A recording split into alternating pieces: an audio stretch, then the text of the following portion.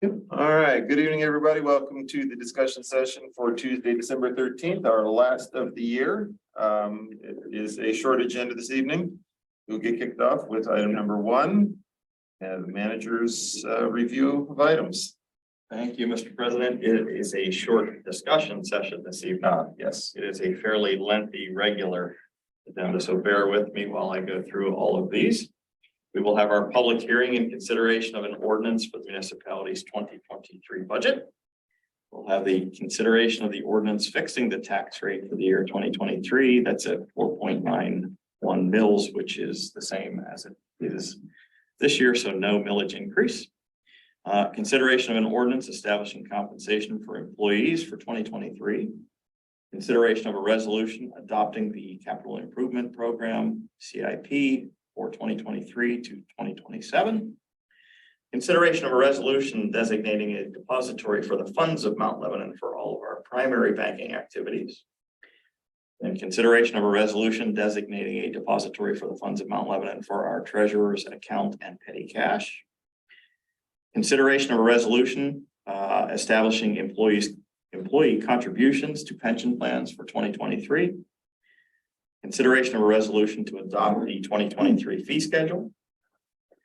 Consideration of a resolution for the approval of an amendment to the original ARLI agreement. That's the Automated Red Light Enforcement Grant Agreement for the project at Bower Hill and Seeger Road. And then also a similar resolution to amend the grant agreement for the Bower Hill and Washington Road improvements. Both of those amendments are to extend the time frame the municipality has to fully expend all of those funds due to some delays that we had in getting the signal poles for one of the projects. We also will have the consideration of a resolution regarding a PennDOT Cochrane Road non-reimbursable cost sharing agreement. We've done these for PennDOT projects in the past. This one would allow us to provide 5 ADA ramps along Cochrane Road, the abutting municipal side streets, where Mount Lebanon is responsible for 20% of the cost of those ramps. So we'll get 5 ADA ramps for a total cost of $5,600. So we'll save 80% over the normal cost. And again, we've done that in the past with replacement of manholes, ADA ramps, and other infrastructure that PennDOT's contractor bears, or PennDOT really, not their contractor. PennDOT bears the bulk of the financial costs. So that's a good project for the municipality.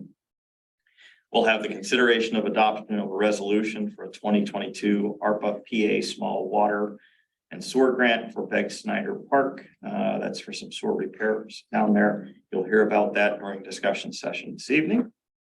We have a consideration of an agreement by and between Mount Lebanon and the Eastern Atlantic, excuse me. They changed their name. States Regional Council of Carpenters. That's our public works union. And again, just to commend Ian, Andrew, and everybody else from staff and from the union who was involved in those negotiations. A very good process, and I think we came to a very good agreement with the public works employees. And lastly, we'll have the consideration for the purchase of an automated material handler for use at the library. The current material handler is, I believe, at least 14 years old and is desperately in need of replacement. That's our regular agenda. Fantastic. Yes, it is going to be a bummer. All right. Now, next up on the agenda, we have our favorite engineers, Gateway, to talk to us about the H2O grant.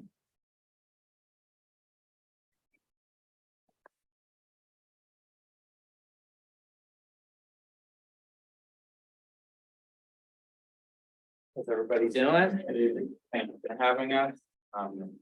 We're here tonight again to talk about the H2O grant. Specifically, we're applying for the small water and sewer grant. That is for the Beggs Snyder Park project. Before we start, so this small sewer and water grant, it's typically out there every year. But this year specifically, there's more money that has come down from the federal government to plug into this. So we've gotten advice that they're going to fund a lot of projects out of this. So we think that we have a fairly good chance and fits in under the grant criteria. Sorry, Dennis. Perfect. And with that, just a little bit more about the small water and sewer grant. It is due here coming up on December 21st. We have everything together for it. This was, again, a reminder, something that we had applied for previously as part of the Grow Grant project. It was not awarded as part of that project because there was a larger stormwater component that we didn't have fully understood just yet. We have gone a little bit further with the design and have figured out a little bit more. We'll talk about that in a second. There's a simple resolution that is required as part of the grant. So that's what Keith had mentioned is on the agenda for this evening. This grant does cover anywhere from 30,000 to 500,000. I think as Dan had mentioned, it has a 85% grant amount with a 15% match. If you're over that 500,000, that's what brings you into the H2O grant, which is more of a 50-50 match and project cost. So our project is just below the 500,000 and fits within this window. And in discussion recently with Alcosan in regards to the upcoming Grow grants, we would anticipate applying for this project after its completion for reimbursement through that Grow grant as well. So there's a possibility that we can still get multiple funding sources from this Grow grant. The anticipated award, if we were to be awarded this grant, would be summer of 2023. And if that were the case, then we would plan to proceed with construction in fall of 2023 after bidding. So the project, and in the photo that you see here, that's actually a nearby manhole that has surcharged on multiple occasions. And so the project primarily is for the replacement or removal of or rehabilitation of a significant piece of the sanitary sewer. Rehabilitation of a number of manholes. There's actually two new manholes that or one new manhole and one manhole replacement that would be occurring. With that, it also helps us meet our goal of the Gold Line standard, the current consent order. So this point of connection, as we've talked about previously, is over that threshold. We would anticipate this work would bring us below that threshold and would count as our project as part of that consent order. As you can see here, when we performed survey work of this and field evaluation, we actually found that the crossing pipe, go back,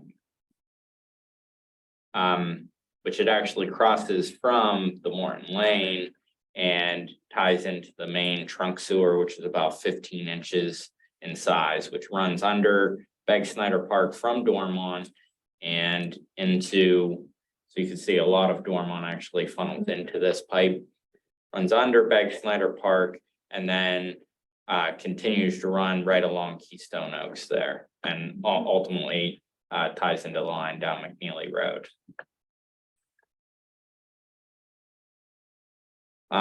So that line that crosses, that is exposed, we've identified that as potentially one of the primary issues of this situation, where a lot of water would be able to make its way directly into that pipe.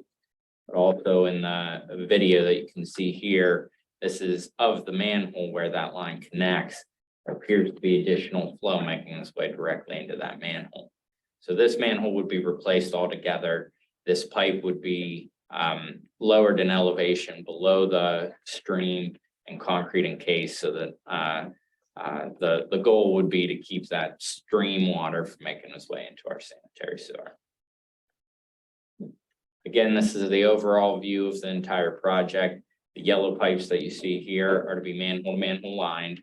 Again, the municipality has done a good job of manhole lining a large portion of the system. And that's been seen as one of the main ways to remove I&I, or the inflow and infiltration that's been making its way into the system. Again, here, just a zoomed in view showing the location, the red pipe here and the red manhole, which are the manholes to be replaced. The stream, which is also, so there's a large amount of storm water that's collected in Dormont, and runs under, actually opens up, and that stream runs right along the pipe there where you see the 3 green manholes. And those are the manholes that are to be rehabilitated as part of the project. Here's just a plan view from the survey work that was performed, again showing kind of the location of that pipe in relation to the stream. And then the profile view, and we evaluated this just to ensure that we had the ability to lower the elevation of the pipe. And here kind of shows it best, where that pipe is coming down at such a steep grade that it's actually exposed within the stream currently. We will add a new manhole on the upstream side, drop that pipe in, and then lower its elevation as it crosses under the stream in order to avoid that crossing. We'll also replace the lateral for that resident, extend that out and get it away from one and improve the hydraulics there. They've been flooded before at that location, so that's part of the project too, part of the benefit. Is there any concern with like the stream bed itself, right? I mean, we had to do stream bed restoration in Bird Park. I assume that we'll want to at least shore that up, otherwise. Right, and it will be similar in terms of the final restoration that's performed, so that it doesn't just re-erode where we excavate. Yeah, we'll fix the sewer first and then do the stream restoration. Yes, please. There you go. We need a DEP permit for. We'll need a general. permit. Yeah, general permit will be a GP 8, I believe, for a utility crossing the stream.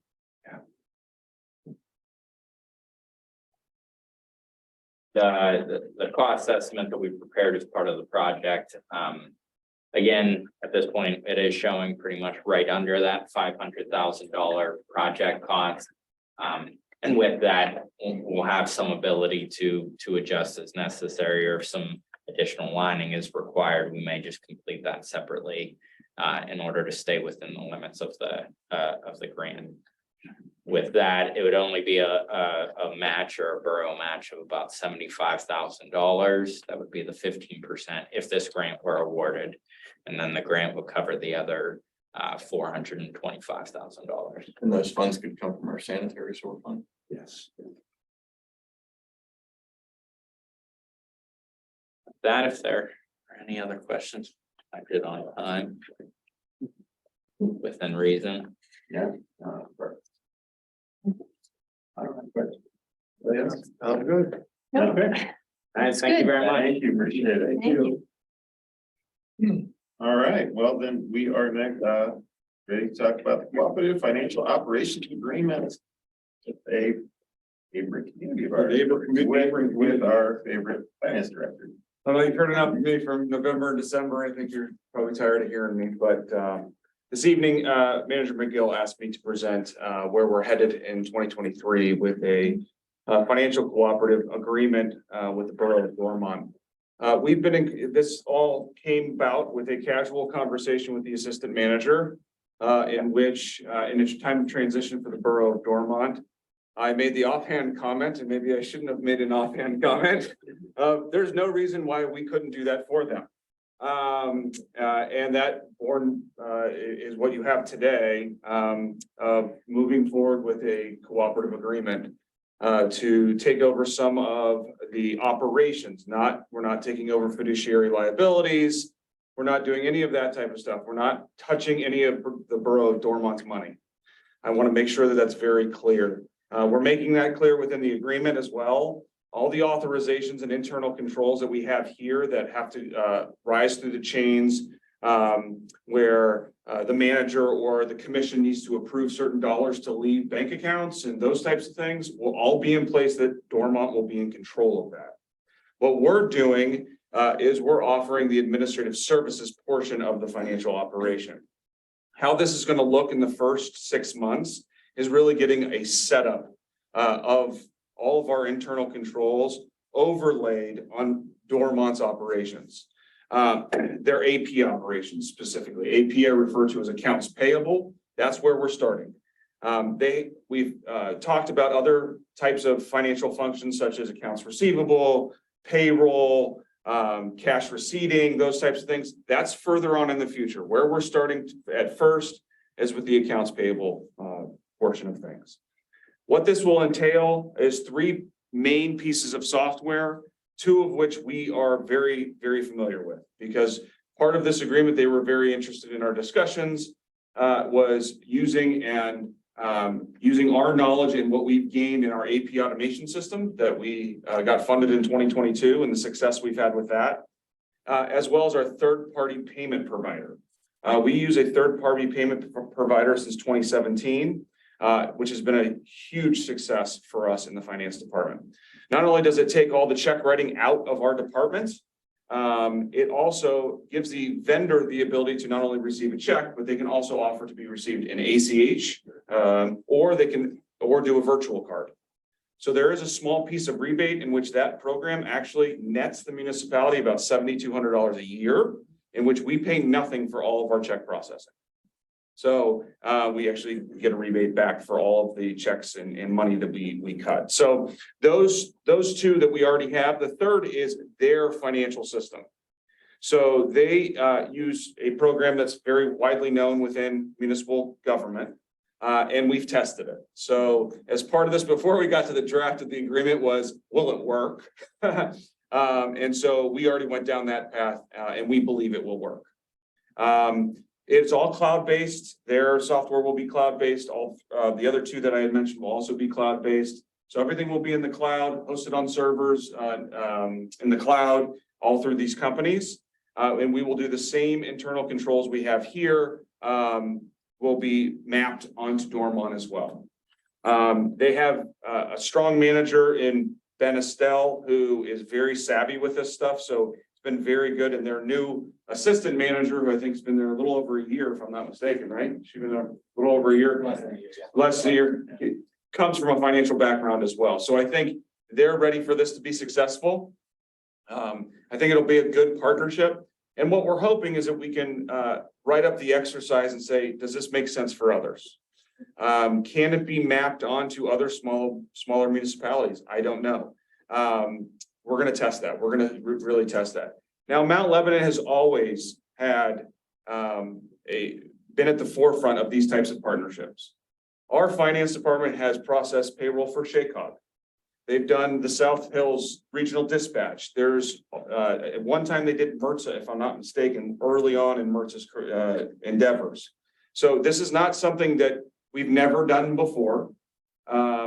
Some of the reasons why the partnerships or the arrangements fell through, one for the Shaycog one was actually workers' comp. That was a reason why we had to stop doing. There was a workers' comp issue or unemployment comp, one of the 2. There was an external reason why we stopped it. It wasn't because it wasn't something that we wanted to continue, those types of things. So not only within the finance department, but also within the municipality, between all the agreements we have with the school district, South Hills Animal Control, our CERT teams, our Shaycog, it can work. We all have each other's phone numbers. We know where each other are at, and we're really trying to build this to a success to see if we can map it on other communities. Finally, if it doesn't work, what we're setting up is that at some point we can turn the light switch off. And that Mount Lebanon can exit and Dormont can exit to where they'll have all of their records and everything they need to pick up and do what they would like to do. And we would then be cut out of that process. All of our, those types of things. So we're building it that way in which we're not intermingled so that if councils ever change, elected officials here change, and we don't want to be doing it anymore, there are exit strategies for both sides to make sure that light switch can be turned off for this agreement. So if whichever side says we're done, exit, is there any penalty clause, dollar penalty, anything that would be a problem that we would have to pay if Dormont said we're done? Not at this time, no. It's 90. We're shooting for 90 days termination clause, so 90-day notice, which should be plenty of time to get something set up. So, but Okay, I just want to protect ourselves, but if they walk away, that we're not left holding the bag. There shouldn't be, no. There's an administrative fee coming back to us. Yes, Yeah. and so that's right now it's $1,500 a month. is what the tentative agreement, when we first discussed. There's still some ironing out of those details. They're also paying the costs of a part-time employee's hours as part of this. So. Obviously, no impact to us from an audit standpoint, because we're not touching any of their No. funds. No, and their auditor, I believe, Mark Russell as well, who's our auditor, so they're gonna be very familiar with our internal control that we're trying to map onto them for this specific process. And we've discussed, like I said, other aspects. They don't have, they being dormant in other municipalities around us, don't have the breadth of what we have in the finance department and other departments regardless. When it comes to the type of receipting we do between our treasury office and the other departments, between recreation, parking and those types of things, it's a big operation for our surrounding suburban communities. So there's a lot of things that we can develop in the next 5 to 10 years. So where you can pick and choose what may make sense as we've all seen the great resignation happening, in which more and more municipalities, and it's not just municipalities, it's all employers, are having a tough time with hiring. And hiring experienced people that can do some pretty unique or specific operations to municipalities. And that's something that we can help with. And I feel that if we do this right, there could be a potential that it'll become a co-op of multiple municipalities in the future. I think it's terrific. So we'll see. I'm excited about it. Yeah, I think it is Something exciting. to geek out about, so. Very cool. Very good. Thanks, so, thanks, Andrew. So we plan on having the agreement before you in January. Okay, great, thanks. The project that I don't get to geek out, but I'm geeking from afar, I'll put it that way. Yeah, I really do think that that is a great project that will serve our communities very well, and I look forward to where it goes from here after it's successfully launched. All right, next up on the agenda is boards and authorities. Do any commissioners have updates that they would like to provide? The only update we have from school is that they've hired the firms they're gonna use to do the search for superintendent and Dr. Irvin spot. Okay. No, it's. Nothing. boards? No boards and authorities? Wednesday is my meeting tomorrow. I will just report out that Connect had a climate activator meeting on Friday, brought together a whole range of municipalities and I would say service providers or nonprofits, entities in the space. It was a fantastic event they put on, a lot, very informative. I have passed information on to the manager and team about various programs that are becoming available, as was mentioned by, I think, Mr. Glenn, about the money. Oh, no, it was Mr. Deezer talking about a lot of money's coming out right now. There's a lot of money in a whole variety of areas coming from the federal government. So a lot of these programs are really trying to align around particular issues, areas of expertise that are needed. I think one was named Solar Cities. That looks at, will come in, look at all your roofs, all your municipal roofs, do assessments. They can help, bring together financing, scale systems. They do it all for free, right? Because again, they're a nonprofit and they're here to kind of help facilitate this process. That was one. Green Building Alliance. I mentioned everybody that Green Building Alliance is partnering with Connect to create a Connect 2030 district that is somewhat mirrored on the concept of the Pittsburgh 2030 district. The idea being that they would bring all of the municipal facilities or participating municipalities onto a platform to help them understand performance of the facilities related to peers, related to other opportunities. Again, at very low cost, if not free. So again, a great partnership that they're developing. There were others there talking about, fleet electrification, opportunities and kind of the challenges. So there were resources in that space. I talked to the manager about about our challenge, which is getting certified mechanics. And raising that up at a, and the program that I spoke with, and I'll get their name, they're tied to the DOE. So again, hopefully, we can start to escalate these types of issues. So I mean, in short, Connect had a fantastic event, a lot of visibility around these kind of next 20-year infrastructure projects and how are people getting funding and how are you thinking. And then tomorrow they are hosting another meeting on kind of the next stage of public health topics for Connect. Again, our MRTA representative will be there, even though he is stepping away, I believe. But he will be at the Connect event because this is a regional issue that Connect is doing the law enforcement assisted diversion program.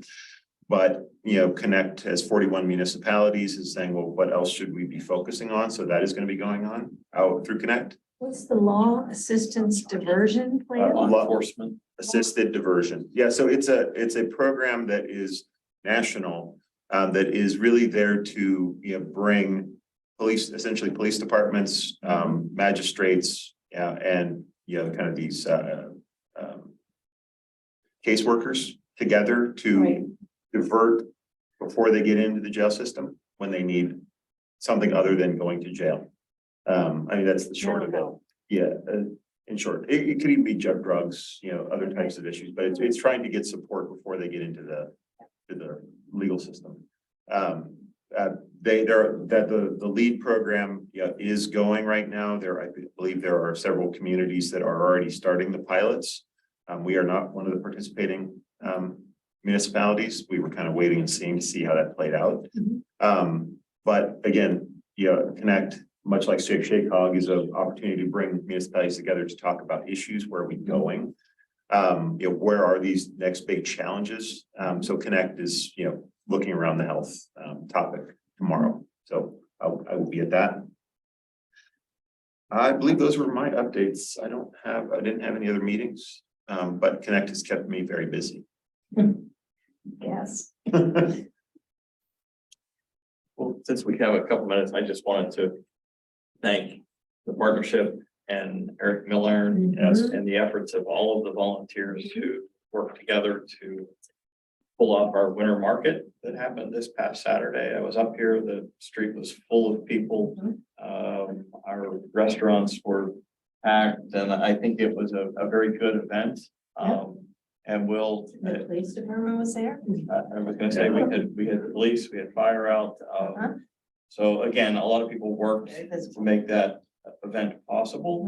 I know that there is sort of in the fire department, they call it a hot wash, but it's sort of a post-event meeting later this week to talk about the event itself and, what we did well, what we could do a little bit better.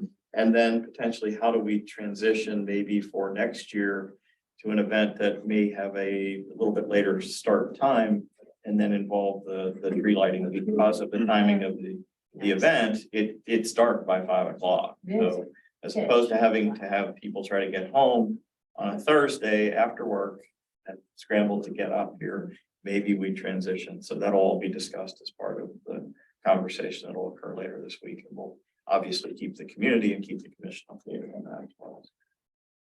I thought it was a terrific event. I I agree. really did. Yep. Very cool. It was busy, it was hopping, it was, yeah. All right, Okay. well, if there are no other comments, we will adjourn and we will see you at 8 o'clock in commission chambers. Thank you, everybody. Mhm.